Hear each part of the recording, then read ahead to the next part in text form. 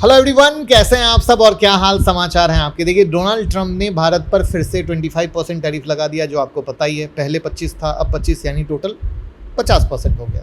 तो सवाल आता है कि क्या ये हमारे इकोनॉमी के लिए खतरा है? असली इम्पैक्ट कहाँ तक होगा? कौन सा सेक्टर डूबेगा, कौन सा बचेगा? इंडिया को क्या स्ट्रेटजी अपनानी चाहिए, हमें क्या करना चाहिए?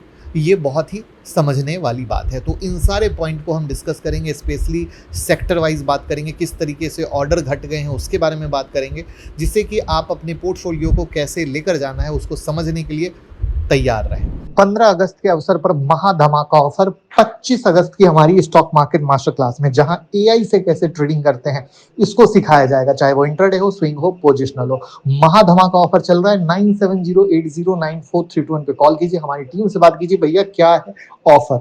और साथ में जो हमारे अदर रिकॉर्डेड कोर्स हैं, जैसे ऑप्शन के हैं, फंडामेंटल के हैं, कई सारे कोर्स हैं जो आपको मोबाइल ऐप पर दिख सकते हैं, उसमें फ्लैट 50% का डिस्काउंट है। तो अभी का भी कॉल कीजिए, ऐसा मौका फिर नहीं आएगा। तो एक कदम आजादी की ओर। देखिए, अमेरिका कह रहा है कि billions of dollar will flow into our country, यानी जो हम टैरिफ लगा रहे हैं उससे बिलियंस ऑफ डॉलर हमारे देश में आएगा। लेकिन सच ये है कि महंगे सामान का बोझ अमेरिका के अपने नागरिक ही उठाएंगे, क्योंकि जब टैरिफ इंक्रीज किया जाता है तो जो सामान यूएस में दूसरी कंट्री से आ रहा है वो कॉस्टली हो जाएगा। यानी हमेशा की तरह उस सामान को खरीदने वाला रिटेल पब्लिक रहेगा, कॉमन मैन, मैंगो पीपल। तो उन्हीं को पैसा तो भरना पड़ेगा। नेता लोग अपने फायदे में लगे रहते हैं, बराबर है ना। यूएस मैन्युफैक्चरिंग तो करता नहीं है, बाहर से ही सामान मंगवाता है, इसलिए सामान कॉस्टली होगा, पब्लिक को खरीदना पड़ेगा, मरेगी पब्लिक, पैसा पब्लिक के पॉकेट से जाएगा, यानी महंगाई बढ़ेगी। सिंपल बात अगर और भी आसान कर दे तो अमेरिका अगर भारत से कोई प्रोडक्ट 100 रुपये में मंगा रहा है और 50% टैरिफ हो गया तो 150 रुपये देने पड़ेंगे देसी भाषा में। अब आया समझ में? तो ये पैसा हमेशा, देखो, हर देश में, जैसे हम लोग यहाँ कहते हैं कोई मोदी को बुरा कहता है, कोई राहुल गांधी को कोई बुरा कहता है, बट अल्टीमेट पिसता कौन है? हम ही लोग पिसते हैं। सेम कहानी अमेरिका में ट्रम्प कर रहा है, वहाँ पिसता कौन है? Normal public. तो हर कंट्री की कहानी मोटा मोटा सेम है। भले ट्रम्प का दावा हो कि अरबों डॉलर अमेरिका में आएंगे, बट आएंगे नहीं, बल्कि अमेरिका के अपने लोगों की जेब से निकलेंगे। जब भारत से आने वाला चाहे मैंगो हो, ज्वेलरी हो, कपड़ा महंगा हो, तो वहाँ के लोग वही तो महंगा सामान खरीदेंगे। वो एक्स्ट्रा पैसा उन्हीं की पॉकेट से जाएगा, भारत की पॉकेट से नहीं जाएगा। ट्रंप ने टैरिफ सिर्फ उन प्रोडक्ट पर लगाया है, गौर समझना, उसके भी दिमाग की कहानी, जिन्हें दूसरे देशों से आसानी से खरीदा जा सकता है, जैसे जेम्स ज्वेलरी, गारमेंट्स, मतलब जो लेबर वाले काम है ना, ऐसी वाली चीज़ें जो वो दूसरे देशों से ले सकता है, वहाँ पर उसने हिट मारा है। अब इस बात को समझो, फार्मा, आईटी सर्विस, आईफोन जैसी कैटेगरी को उसने छुआ नहीं, क्योंकि किसी और कंट्री से लेना आसान काम नहीं है। इंडिया पर, यहाँ पर किसी दूसरी कंट्री को बीट करना आसान काम नहीं है। तो ट्रम्प की नज़र में आप समझ गए, वो डराता है फार्मा के बारे में, बट अभी तक लगाया नहीं, कि उसको पता है अल्टरनेटिव की कहानी मुश्किल है। तो ये कदम ज़्यादातर वहाँ की राजनीति के लिए, मैं अमेरिका को प्रोटेक्ट कर रहा हूँ ऐसा बताने के लिए, वोट बैंक के लिए, ठीक है, वोट बैंक के लिए। तो अब पहले आप ये समझिए कि 50% टैरिफ समझने से पहले आपको ये समझना पड़ेगा कि ये ट्रेड पॉलिसी नहीं, ये रिएक्शन है कुछ ऐसी जगहों पे ट्रंप की हार का, जो उसके ईगो के अंदर लगी है, ऐसा भी कह सकते हैं। तो ये जो हार है उसकी इकोनॉमिक लेवल पर, स्ट्रैटेजिक लेवल पर, हर लेवल पे हुई है, या उसकी दादागिरी खत्म टाइप वाली कहानी वो भी हुई है। जैसे अगर आप ईरान न्यूक्लियर प्रोग्राम में चले जाओ, तो अमेरिका ने ईरान को न्यूक्लियर प्रोग्राम ख़त्म करने के लिए कड़ी कार्रवाई की, लेकिन बमबारी से पहले ही ईरान ने अपना सारा क्रिटिकल टेक्नोलॉजी, सामान, सबको सेव कर लिया। और इतना ही नहीं, ईरान के पास इतना हथियार का स्टॉक था कि उसने अमेरिकी डिफेंस सिस्टम को चैलेंज कर दिया। अगर वॉर ज़्यादा चलता तो इजराइल का डिफेंस सिस्टम भी फेल हो सकता था। क्लियर? तो यानी यहाँ पर अमेरिका फेल हुआ। दूसरा, रसिया यूक्रेन वॉर, अमेरिका और नाटो ग्रुप ने मिलकर लगभग $500 बिलियन, बिलियन बता रहा हूँ, यूक्रेन में झोंके। क्यों झोंके थे? कि बदले में यूक्रेन के रेयर अर्थ और मेटल माइनिंग एरिया तक पहुंच मिल सके। ठीक है, लेकिन रूस ने स्ट्रेटेजिक चाल चलते हुए वो इलाका पहले से कब्जे में ले लिया, यानी पैसा भी खर्च हो गया और बदले में मिला बाबा जी का ठुल्लू। फिर आते हैं इंडिया पाक की कहानी। यहाँ पर लगातार मैंने वॉर रोकी, मैंने ये किया, मैंने वो किया, फलना चिलना ढिकना, बट क्रेडिट तो मिला नहीं। ये थी ईगो को झटका। अब अमेरिका पाकिस्तान को खुश करने के लिए क्या कर रहा है, ड्यूटी कम कर रहा है, ऑयल फील्ड में इन्वेस्ट कर रहा है, यानी डिप्लोमेटिक सपोर्ट दे रहा है, यानी तीन अलग अलग मोर्चों पर। यानी अमेरिका ये समझ चुका कि चाइना, रूस और भारत जैसे देश को कंट्रोल करना आसान नहीं है, तो अब टैरिफ, पॉलिटिकल प्रेशर और डिप्लोमेटिक चाल ही उसके पास बची। करेक्ट है, यहां तक बात समझ में आ रही है। तो अब यहां पर कैसे होगा, तो हमें डेटा को समझना होगा, और जब तक हम डेटा नहीं समझेंगे हमें चीजें क्लियर नहीं होगी। देखिए, भारत का नेट एक्सपोर्ट यानी एक्सपोर्ट माइनस इंपोर्ट अमेरिका को लगभग $40 बिलियन का है। भारत की कुल जीडीपी $4 ट्रिलियन है। तो यानी अब अगर हम इस चीज को कैलकुलेट करें तो ये 1% की कहानी निकल के आती है जहां पर हमें हिट होगा, यानी टैरिफ की वजह से यूएस इंपोर्ट घटा तो सीधा असर 1% हिस्से पे होगा। तो मान लीजिए कि अगर 6.5% का ग्रोथ है तो 1% घट के हम 5.5% के ग्रोथ पे आ जाएंगे। देसी भाषा में बात कर रहा हूँ, मतलब इकोनॉमी नहीं टूटेगी, बट कुछ इंडस्ट्री पर सुपर डुपर इफेक्ट आएगा और लोगों की नौकरियां भी खुलेआम जाएंगी, इसमें कोई शक नहीं है। स्पेशली कैसे, जो ज्वेलरी सेक्टर है, टेक्सटाइल सेक्टर है, लेदर प्रोडक्ट सेक्टर है, ये क्या है, यहाँ लेबर सबसे ज़्यादा लगते हैं, राइट, और यूएस में इनका यूज़ सबसे ज़्यादा होता है। तो ये इंडस्ट्री को भी हिट आया और यहाँ पर जो लोग जॉब कर रहे हैं उनको भी हिट आया।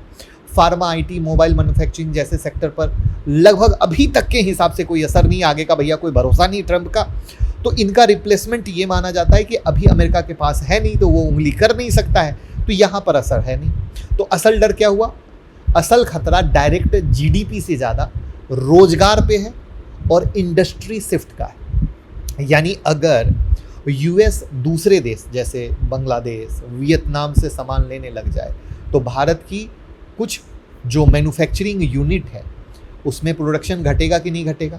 तो आंकड़े साफ बताते हैं कि इकोनॉमी लेवल पर झटका छोटा है, सेक्टर लेवल पे दर्द जाता है। दर्द वर्ड कर रहा हूँ, झटके की जगह दर्द, क्योंकि जब नौकरियां जाती हैं तो दर्द ही उठता है। तो अब सवाल आता है कि भैया कौन से सेक्टर बचेंगे, किस पर ज़्यादा इफेक्ट आएगा। तो जैसा कि मैं बार बार कह रहा हूँ, लेबर इंटेंसिव यानी जहाँ पर जॉब जैसा काम है, जैसे हम बात करें टेक्सटाइल और क्लोथिंग सेक्टर की, तो अमेरिका भारत के कुल एक्सपोर्ट का 33% हिस्सा अकेले खरीदता है। पहले गारमेंट पर टैरिफ था 13.9%, अब हो गया 63%। तो सोचिए 50% सीधा झटका प्लस ऊपर से अन्य चार्ज मिलाकर, बांग्लादेश मिला लीजिए, वियतनाम, कंबोडिया सबसे ऊपर हो गए।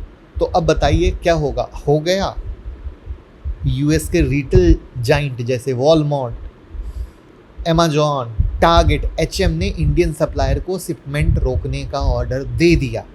कहानी शुरू हो गई ऑर्डर रुकने की। तो टेक्सटाइल सेक्टर को सालाना करीब 40,000 करोड़ से ऊपर का नुकसान हो सकता है।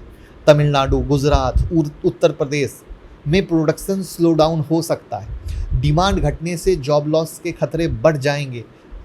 आई बात समझ में। अब इसको आप ऐसे समझ लो कि जैसे 1000 कपड़ों की डिमांड थी तो 500 रह जाएगी।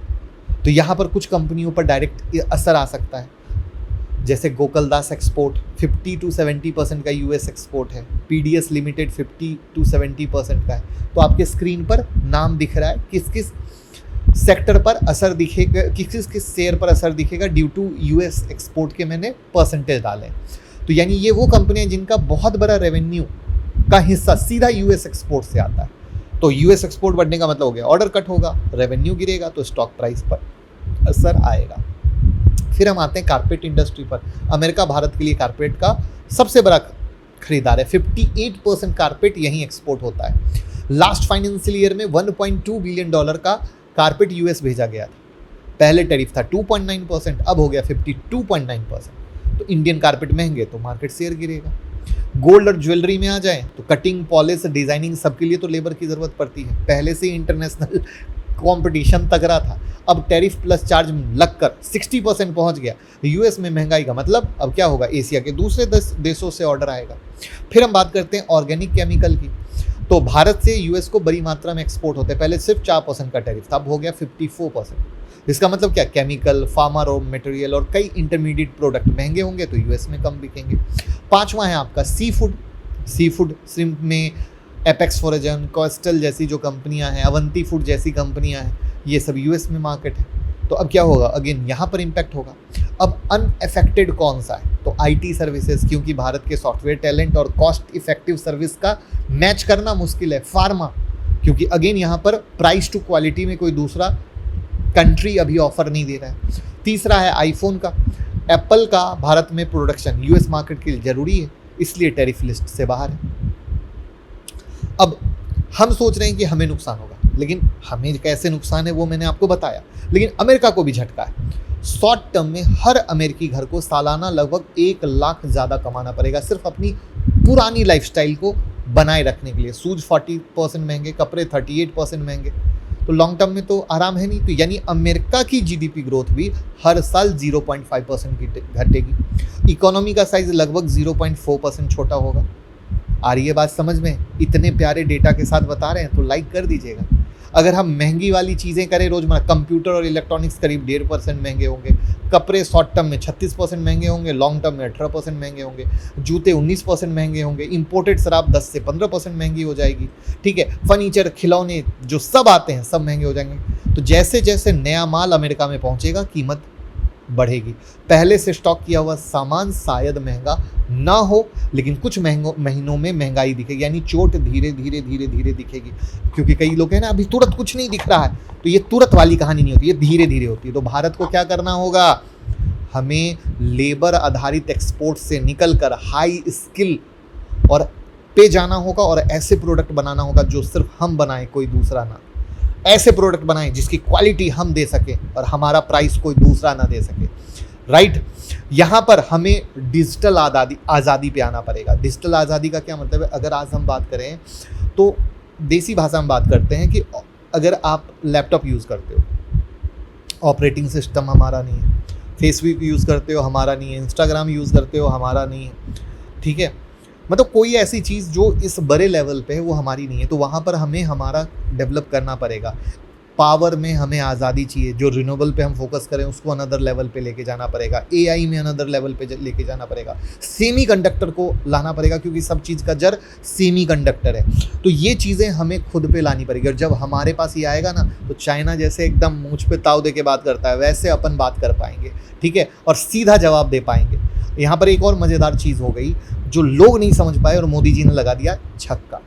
छक्का क्या, 50% टैरिफ के बाद सबको लगा कि भैया मोदी जी देंगे जवाब, प्रेस कॉन्फ्रेंस करेंगे, ये होगा वो होगा। हुआ उल्टा, भारत ने कुछ नहीं बोला, डिप्लोमेटिक मूव खेला और अमेरिका को मैसेज दिया कि हम अकेले नहीं हैं, डायरेक्ट नहीं। तो 2 कदम उठाए। सबसे पहले national security adviser Ajit Doval ji Russia गए, पुतिन से मिले, क्लियर मैसेज था, डिफेंस और स्ट्रेटजिक सपोर्ट के लिए भारत के पास साथी है। सेकंड स्टेप, मोदी जी 31 अगस्त को चीन के राष्ट्रपति से मिलने वाले हैं। ब्रिक्स ब्लॉक के 2 बड़े प्लेयर हो गए, रूस और चाइना के साथ तालमेल क्लियर पोजीशन देता है कि ग्लोबल साउथ में हम अपनी स्थिति को मजबूत कर रहे हैं। ये स्मार्ट चाल है दोस्तों, सीधे भीरेंगे नहीं, क्योंकि भैया सामने वाला भी सुपर पावर है, हमें दोस्त बना के लड़ाई लड़नी पड़ेगी, ठीक है। इनडायरेक्ट डिप्लोमेसी से ग्लोबल स्ट्रेंथ बढ़ेगा, अमेरिका पर प्रेशर जाएगा कि भैया अपने टैरिफ को रिव्यू करो। अमेरिका को मैसेज मिलेगा, अगर हमें दबाने की कोशिश करोगे तो हम बाकी बड़े देशों के साथ गहरे संबंध बनाएंगे, हमारे पास भी ऑप्शन है, अमेरिका इसको नज़रअंदाज नहीं कर सकता है। और दुनिया की पॉलिटिक्स अब उस जगह आ चुकी है जहाँ पर अब हम अमेरिका जैसे कंट्री से नहीं डर रहे हैं, और ये पता एक नई चीज़ ला रही है। आपको याद होगा चाइना +1 से हमें बहुत फ़ायदा हुआ था। वेस्टर्न कंपनी कहती थी 100% डिपेंडेंट मत रहो चाइना पे, एक और कंट्री को मैन्युफैक्चरिंग बेस बनाओ, और उसका नतीजा क्या हुआ, इंडिया को फ़ायदा मिला, वियतनाम को फ़ायदा मिला, बांग्लादेश को फ़ायदा मिला, हमें बहुत अच्छा खासा फ़ायदा मिला, इसमें कोई शक नहीं। अब नया फार्मूला क्या है, यूएस 1+1, यानी डेवलपिंग कंट्री कह रही है 100% डिपेंडेंट मत रहो अमेरिका पर, एक और पार्टनर ढूंढो। यानी हम अब सिर्फ अमेरिका को माल नहीं बेचेंगे, भगवान ने चाहा तो साल भर के अंदर चीज़ें सही ढंग से अगर रही तो हम दूसरा कंट्री ढूंढेंगे। तो ग्लोबल साउथ का उभार, ग्लोबल साउथ यानी ये वे देश जो डेवलप नहीं है लेकिन तेजी से ग्रो करे, जैसे इंडिया, चाइना, ब्राज़ील, रसिया, ठीक है। ये देश अब सिर्फ रिसोर्स सप्लायर नहीं बल्कि टेक्नोलॉजी, मैन्युफैक्चरिंग, मार्केट तीनों में आगे बढ़ रहे हैं। और अमेरिका और या कह लो वेस्ट वर्ल्ड को इग्नोर करना मुश्किल नहीं है। तो यानी सेक्टर वाइज इम्पैक्ट है, लेकिन शॉर्ट टर्म, लॉन्ग टर्म में कोई इशू नहीं है। हम उभर के निकलेंगे और बहुत बढ़िया करेंगे। आपको भैया कंटेंट अच्छा लगा हो तो कमेंट में बताइएगा, ज़्यादा से ज़्यादा लोगों के साथ शेयर कीजिएगा जिससे कि उन्हें भी समझ में आए और पूरी पिक्चर क्लियर हो पाए, क्योंकि लोगों को पूरी की पिक्चर क्लियर नहीं और आधी पिक्चर में डरते हैं। तो भैया मेरा मकसद था अच्छे से बताना। Thank you.